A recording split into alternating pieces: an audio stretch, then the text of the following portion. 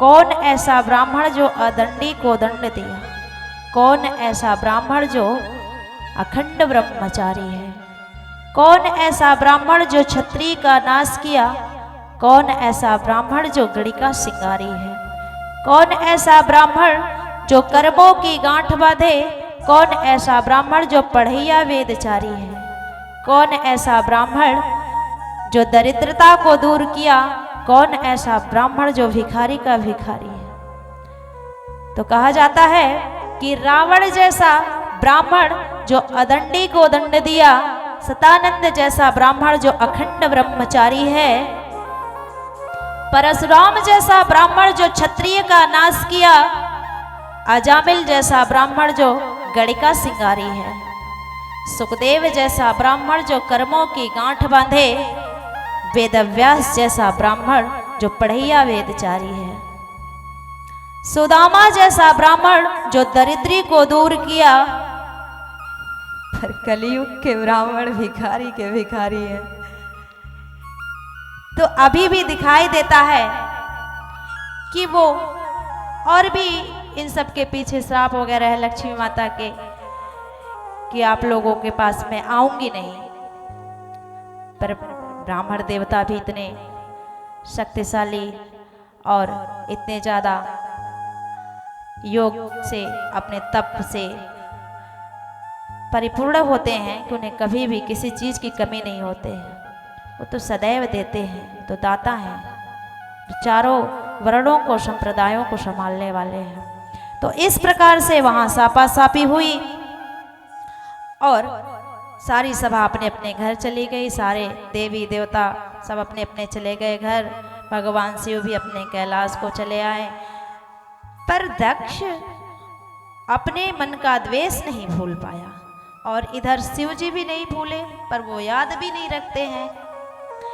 इस प्रकार से कुछ समय बीता।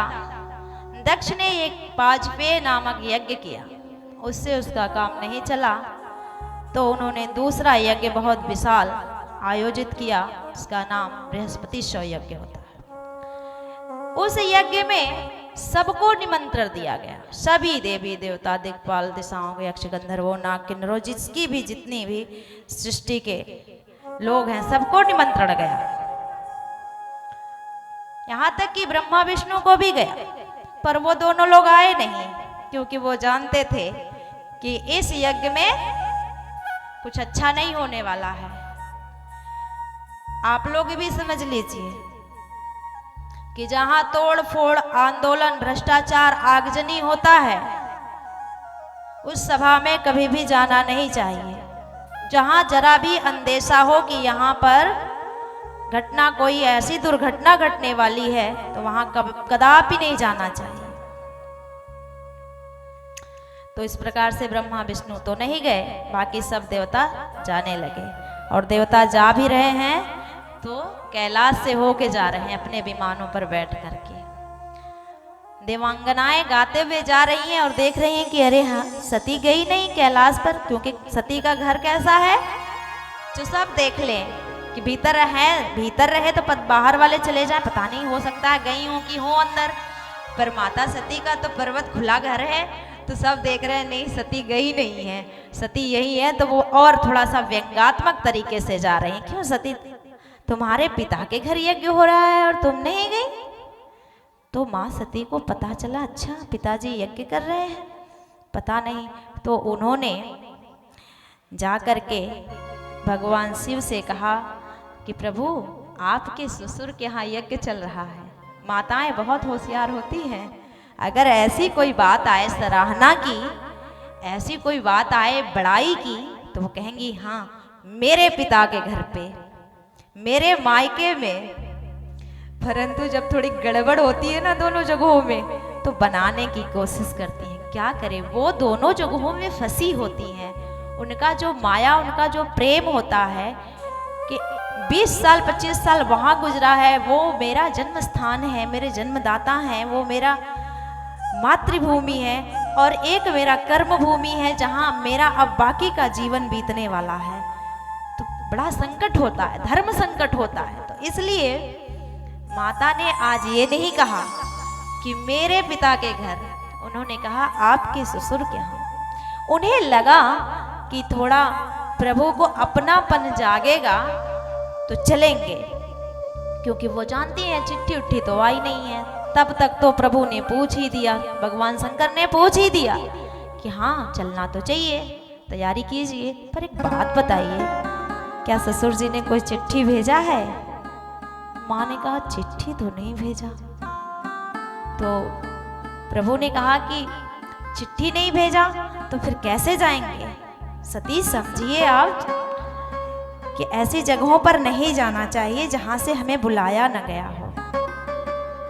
तो माँ ने कहा कि कुछ ऐसी जगहें भी तो होती हैं प्रभु जहां पर बिना बुलाए भी जा सकते हैं, पिता का घर, गुरु का घर, मित्र का घर, हाँ ऐसी जगहों पर बिना बुलाए जाते हैं तो चलते हैं ना, हो सकता है चिट्ठी भेजी हो।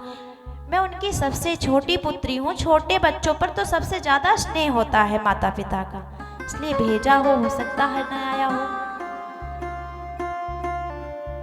तो भगवान शिव ने आज वो बात बताई जो कुछ समय पहले उस सभा में घटना घटी थी, अभी तक माँ को नहीं बताया।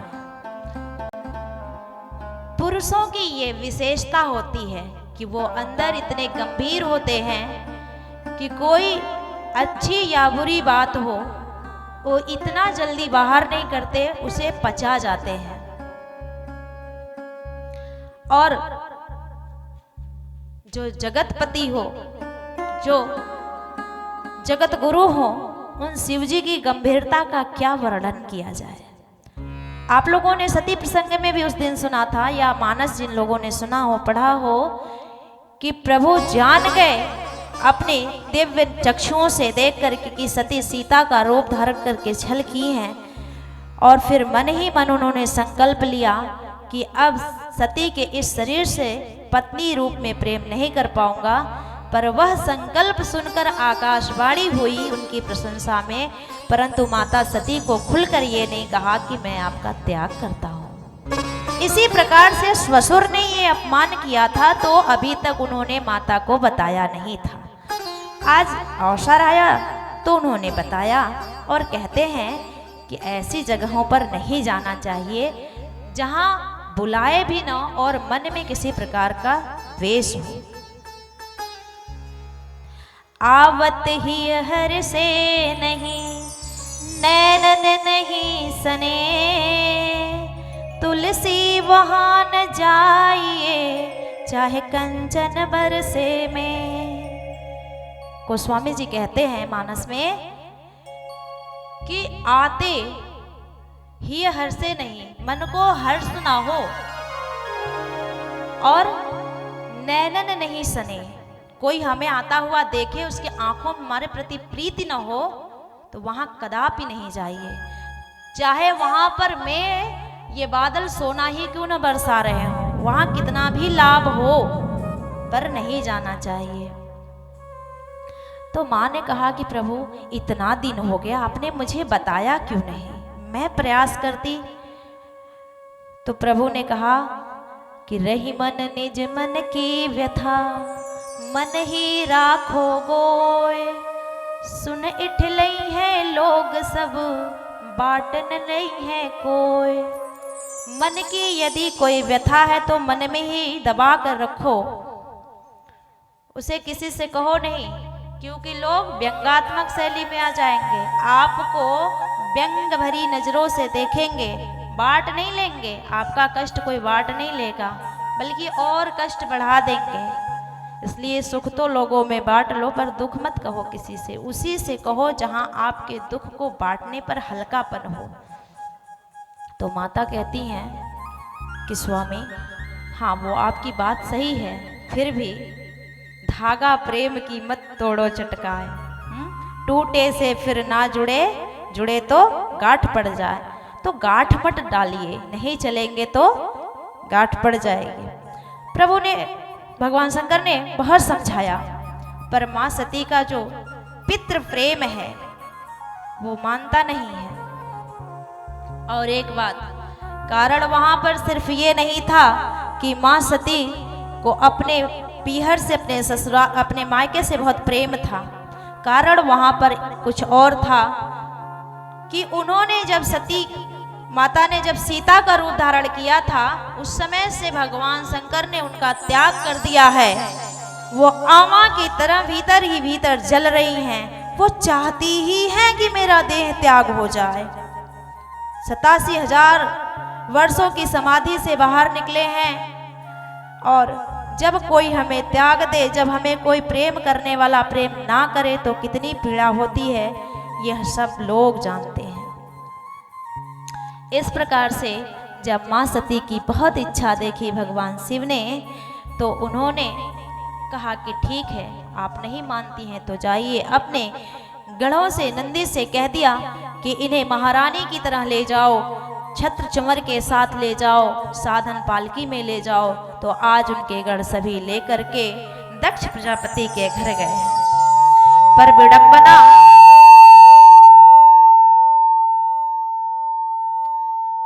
विडंबना यह है कि मां सती जब अपने पिता के घर पहुंचे, पिता भवन जब गई भवानी, दक्ष त्रास काहुन सन्मानी। दक्ष ने सबको मना कर दिया है कि अगर गलती से सती और शिव यहाँ आ जाएं तो कोई उनसे बात मत करना, वरना तुम्हारे भाग काट दिए जाएंगे, तुम्हें भोग नहीं मिलेगा। तो उस दक्ष के डर से किसी ने भाव नहीं दिया सती को। जो देवता कल तक उन्हें झुक करके साष्टांग दंडवत के द्वारा प्रणाम करते थे, आज उन्होंने पलटकर उनकी तरफ देखा नहीं। और कोई हमें प्रणाम करने वाला पलट के ना देखे तो बड़ा दुख होता है। तो आज मां सती को ऐसा ही अनुभव हुआ। और घर में गई तो देखा कि मां तो मिली, पर भगिनी जो मेरी बहनें हैं वो बहुत मुस्कुराते हुए मिली।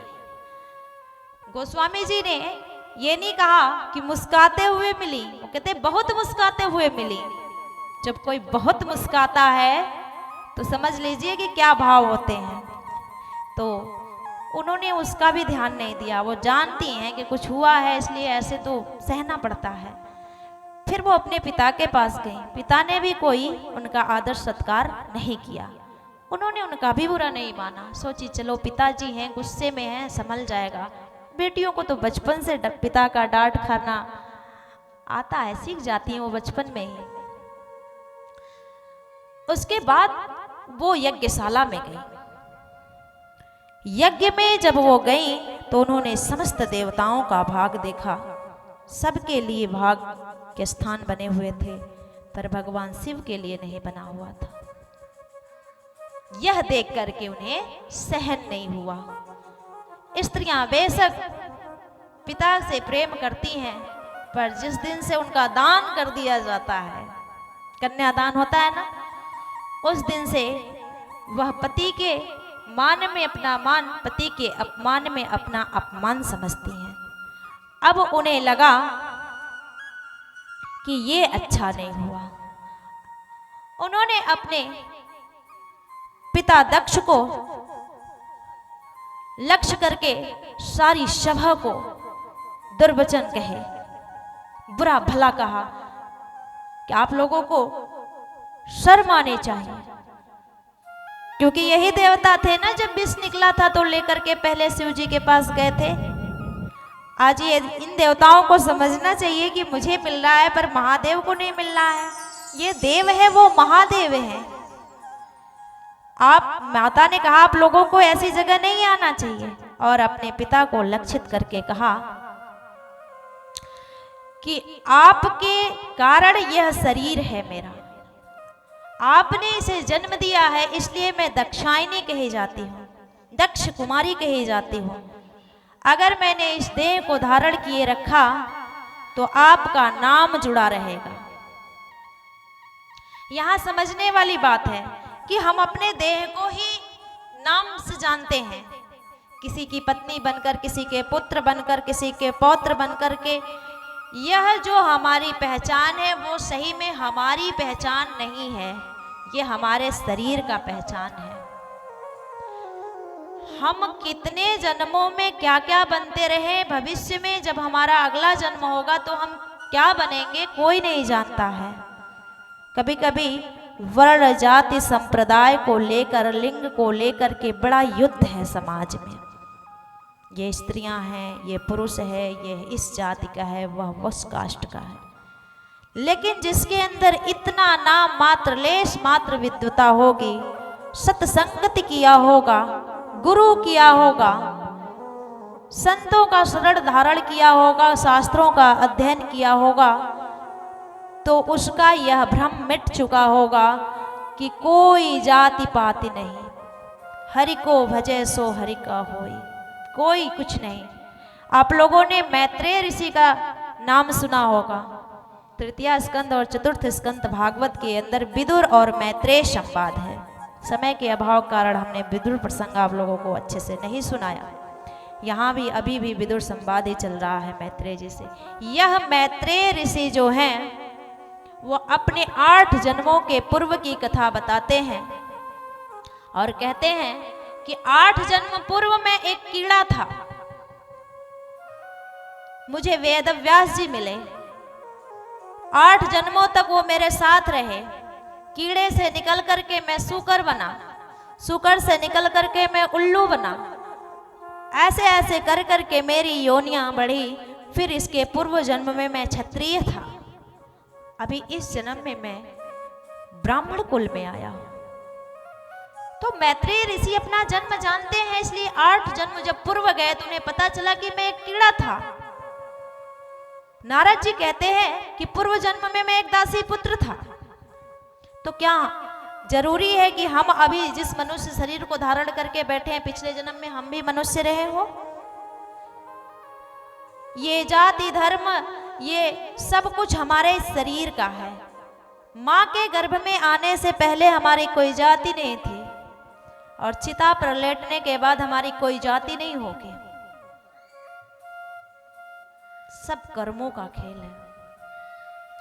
तो आज मां सती कहती हैं कि तुम्हारे कारण यह तन मुझे मिला है, अगर अब भी मैं इस तन को धारण करती हूँ तो अब मेरे जीवन का निर्वाह नहीं है, क्योंकि मैं शिव के सामने जब जाऊंगी वो कहेंगे आओ दक्षायनी कैसा रहा पिता का यज्ञ, तो मैं जवाब नहीं दे पाऊंगी।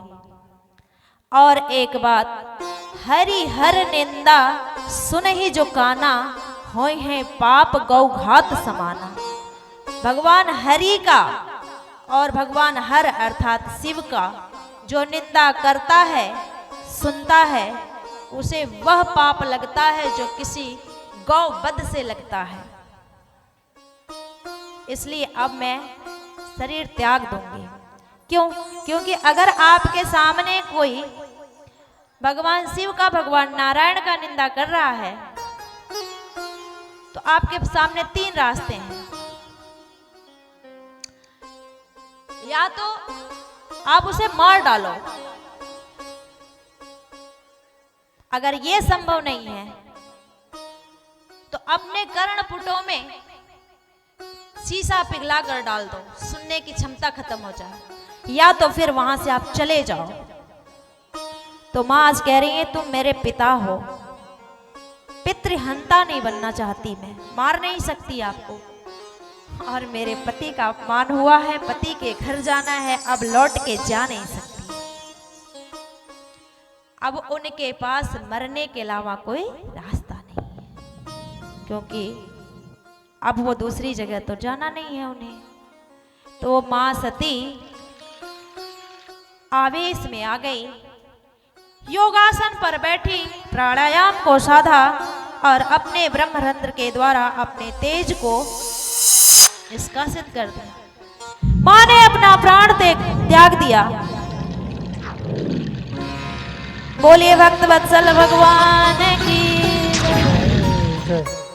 यह खबर किसी प्रकार नारद जी से भगवान शिव को मिली। भगवान शिव ने अपने जटा से एक बाल उखाड़कर धरती पर पटका और उससे एक वीरभद्र नामक वीर प्रकट हुआ। भगवान ने उससे कहा कि जाओ दक्ष का यज्ञ विध्वंस कर दो, और वह मणिमान भगवत को लेकर के वीरभद्र दक्ष के यज्ञ में आए। वहां पर नंदी अपने गणों के साथ पहले से ही विद्यमान है। वहां बड़ा भयंकर विध्वंस आरंभ हुआ। किसी ने यज्ञशाला का ध्वजा उखाड़ दिया, किसी ने उसके गेट तोड़ दिए, किसी ने हवन कुंड में पानी डाल दिया, किसी ने किसी को मारना आरंभ किया, किसी ने किसी को मारना आरंभ किया। वहां पर नंदी जी बुला रहे हैं, भागो मत देवताओं, भाग लेने आए हो तो भाग लेकर भागो।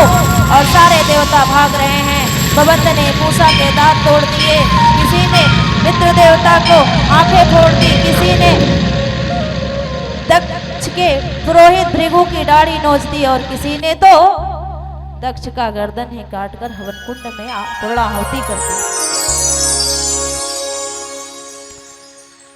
तो इस प्रकार से सब विध्वंस हो गया। अब सारे पिटे पिटाए देवता गए भगवान शंकर की शरण में। ब्रह्मा जी बोले, अब जो किए हो सो किए हो, चल के क्षमा मांगो। कितना भी अपराध कर लो, एक हथियार है सबके पास, है ना, क्षमा मांग लो, क्या करेगा सामने वाला। और सबसे बड़ी बात, क्षमा मांगने के लिए एक शस्त्र और रख दिया गया कि शरणागत की जो रक्षा नहीं करता वो अच्छा नहीं है, सही नहीं है। तो अब सभी देवता ब्रह्मा जी को लेकर के भगवान शिव की शरण में गए और वहां पर जा करके भगवान शिव की स्तुति करते हैं, उन्हें प्रसन्न करने का प्रयास करते हैं, प्रार्थना करते हैं कि प्रभु गलती हो गई, अब की खाई तो खाई, आगे खाए तो राम दुहाई, पर जो दशा हो गई है, बिगड़ गई है, उसे बनाओ। तो आइए हम सब भी प्रार्थना करें कि जो हमारी भूल चूक हुई है उसको प्रभु क्षमा करें। बोली शंकर भगवान की जय जय श्री राधे। आहा, जय हो। आओ मिलकर सभी बाबा के चरणों में स्तुति करते हुए। मेरा शंकर डमरू वाला,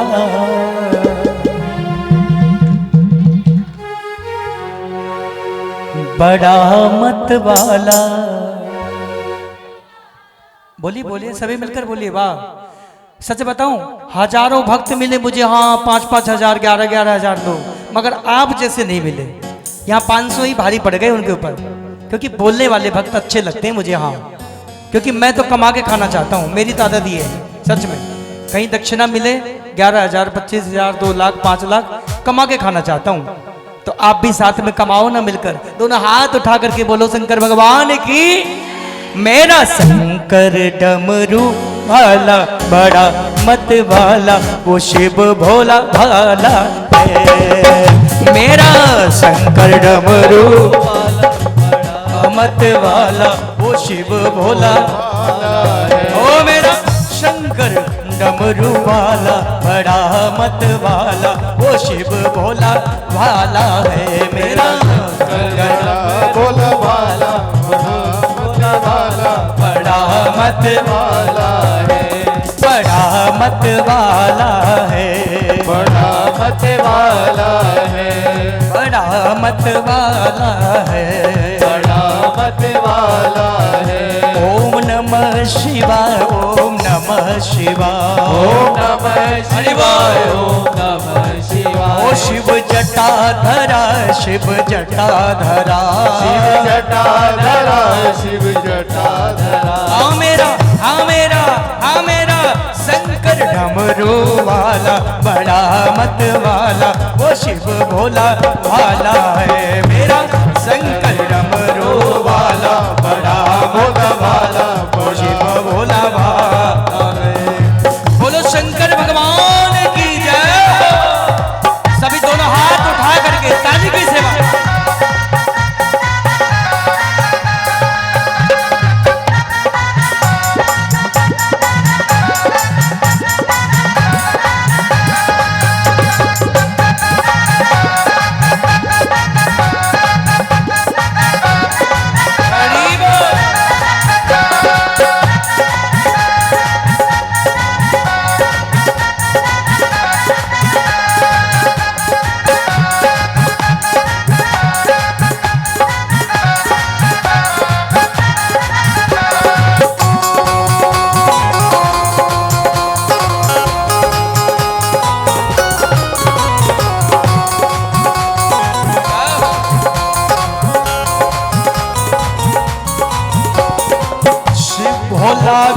गंग विराजे, शिव भोला के गंग विराजे, शिव भोला के गंग विराजे, शिव भोला के गंग विराजे, शिव भोला के गंग विराजे, भोला के गंग विराजे, शिव भोला के गंग विराजे, भोला के गंग विराजे। और हाँ गले मुंड की माला,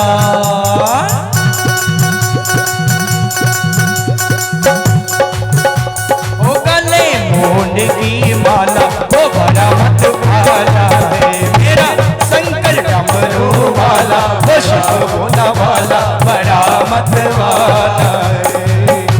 ओम नमः शिवाय, ओम नमः शिवाय, ओम नमः शिवाय, ओम नमः शिवाय, ओम नमः शिवाय, ओम नमः शिवाय, ओम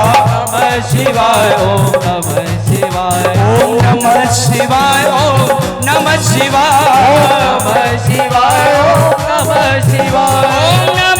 शिवाय, ओम नमः शिवाय, ओम नमः शिवाय, ओम नमः शिवाय, ओम नमः शिवाय, ओम नमः शिवाय, ओम नमः शिवाय,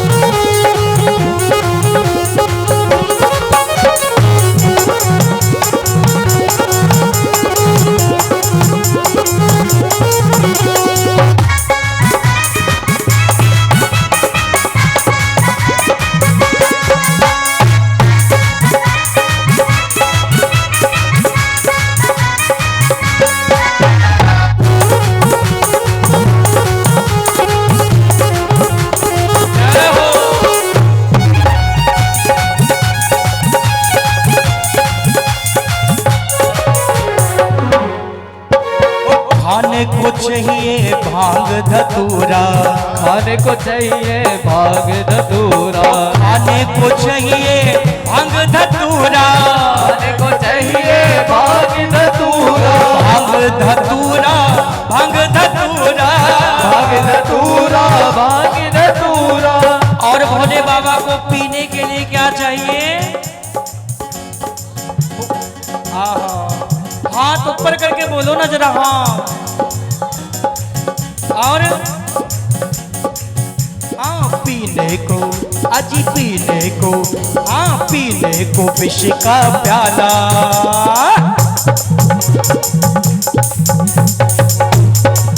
हाँ पीने को विष का प्याला, वो बड़ा मत भाला है मेरा शंकर डमरू वाला, वो शिव भोला वाला बड़ा मत वाला है।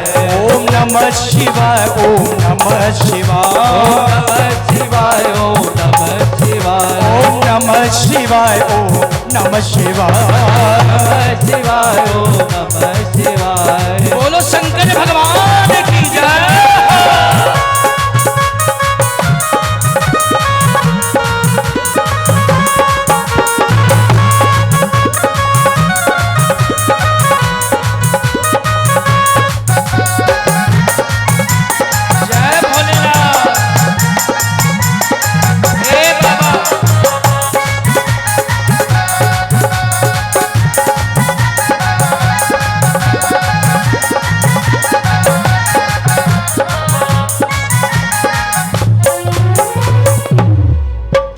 बैठने को चाहिए नंदी सवारी, बैठने को चाहिए नंदी सवारी, ओ नंदी सवारी, नंदी सवारी, नंदी सवारी, नंदी सवारी, नंदी सवारी, नंदी सवारी, नंदी सवारी, नंदी सवारी। जिस पर पड़ा हो मृग छाला,